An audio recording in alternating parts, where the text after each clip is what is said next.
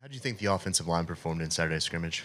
I definitely think that we did some good things out there. I think we have areas to improve in, and yeah, things to build upon. Yeah, I see the chain you sported at SEC Media Days. You tweeted out a couple days ago, big take, TK. You've gained some weight this offseason. What was the importance behind that, and how do you feel, at a bigger weight now? I feel great, honestly. I know I got a great strength and conditioning group down there, so I'll put on some muscle, and yeah, like I said, I feel great. So. Did you have to eat more to do that, or how did that work from a nutrition standpoint? So it's definitely creatine, glutamine. Make sure you're taking what you're supposed to take, and then also just like understanding like when you show up in the weight room, show up to give your best effort, and then after you get done, eat, rehydrate, whatever you gotta do. So yeah. JC, what have you seen from just T. Ferg, and how has Ferguson really emerged himself as an offensive lineman? Yeah, he's definitely grown over the years. I've known him since my senior year of high school, so just seeing him make the progression and the strides that he needs to do in the run game and the pass game as well, just on and off the field, him taking more time in the film room, understanding what he has to do with his body as far as what he has to eat, drinking, all that stuff. So just seeing all that, he's definitely matured as a player, and I know he's ready to go. Just being a return on the offense, have you noticed any expectation of being a leader in the locker room this year? Have guys been coming up to you more? What are some of the challenges of dealing with that role? It's really not really a challenge. It's more or less an expectation. The older guys left, obviously, so younger guys got to step up into the role, and I was that younger guy. So just understanding that there's going to be guys who are, whether or not they're 5 stars or not, they're going to be coming in as a freshman looking for somebody to kind of guide them on what they're supposed to do because no one really knows the answers to the test. So just being that guy to help them out and give them to understand, like, hey, this is what you're supposed to do. You want to play, you want to be great. This is the blueprint to it, and showing them ways and different outlets to do it. Yeah, what have you seen from Caden and Elijah at left tackle in that competition?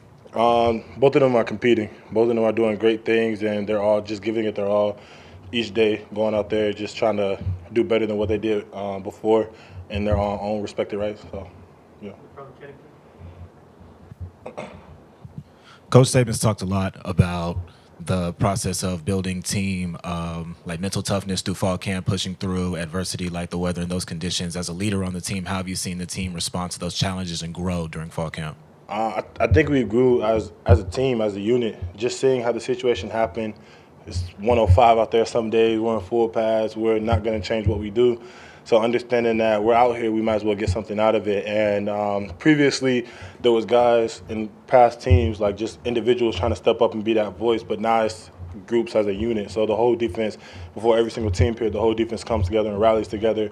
Like, hey, let's do this. Like, let's go. And the whole offense does the same thing. So like, we're all out here, whether it's 105 or not. Like, we're ready to go every single time. So yeah, we're all rallying together throughout the conditions or what it might be.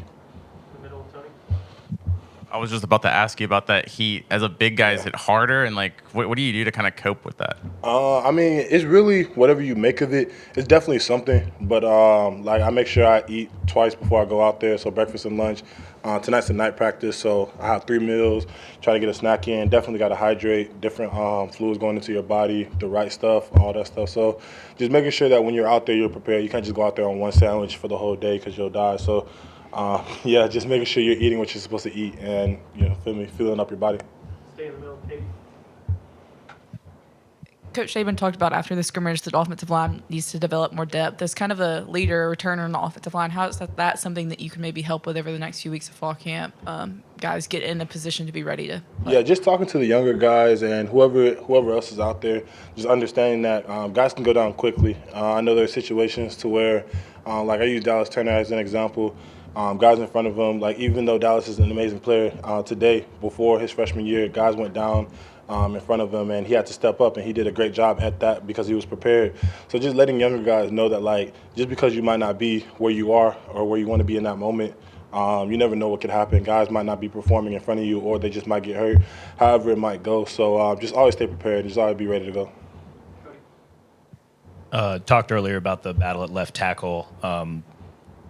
When a young guy steps in, especially to places like Alabama, and they play tackle, against SEC football. What's the hardest part about that transition, or what's the the steepest part of the learning curve? Just the maturity, just like statement to everybody out there. Like, if you want to step in and play at the University of Alabama, especially as a freshman, like, you got to be mature enough to handle it, because this isn't high school no more. So if you mess up on the play, they're not going to be like, oh, you're a freshman, you're fresh out of they don't care. So it's like they want you to understand that every play matters. And like we tell guys, like, hey, if you mess up, like, you're potentially getting the quarterback lit up. So it's like it's a big deal. Guys on the other team are not taking it easy on you. This is Alabama. They see the A on the chest. They're going to come at your neck. So you got to be ready for that. So it takes a different type of maturity to be able to step in to that spotlight as a true freshman and be able to play. So, yeah, it definitely is a maturity aspect for any young guy out there, not just whoever is at left tackle or whatever the case may be. What have you seen from a guy like Amari Black when he's lined up beside you and run blocking? How have you seen him progress in that area? He's definitely physical. He's great in communication, knows where he's supposed to be at, and he's just a mismatch. He knows how to hit big guys or whatever it might be. He's not shying away from no type of contact. How would you assess where the run blocking of the offensive line is compared to the pass blocking right now? I think we're great in all areas. I don't think there's one area that we're better in than the other. I think we understand, once we understand where the mic point's going to or what we're supposed to do, at that point the success of the play greatly increases. Going back to the heat, coming from Wisconsin, where you're from, how hard was it when you first came down south, like transitioning to that? I mean, I was born in Meridian, Mississippi. I think it's like an hour and a half west. So I grew up there in the heat a lot. And then obviously being in Wisconsin for a little bit, that definitely changed because it was winter up there and you didn't really get that snow in the south. But I went to IMG my sophomore year, so I was down there for 2.5 years. So just being in that heat kind of developed me a little bit to be ready for this, because Florida heat's obviously just as bad as Alabama heat. So. Circling back to kind of you adding some muscle, is that from the coaches? Is that kind of you personally? What led to that decision? Definitely just me personally. Obviously, I'm a team-oriented player. I want the team to succeed in all aspects, but I understand that my career won't end at Alabama. There'll be teams down the line once I leave here that I want to be able to add an addition to, and guys like Will Anderson that I'll see again. So I definitely want to come with something else to my game that I've added, whether it's getting bigger, stronger, faster, whatever the case may be. You have a kind of a bond with Tyler Booker. How does that help you guys, and how do you think that gives you guys an advantage on the right side? Yeah, definitely. It's just all about chemistry. I know he's going to be there. Sometimes we don't even have to say anything. We know where it's going to go. We don't even have to really necessarily communicate because we're already in sync just like that. So when we're out there playing, it's all fluid and it's all in one motion. Thanks, JC. All right. Y'all have a nice day.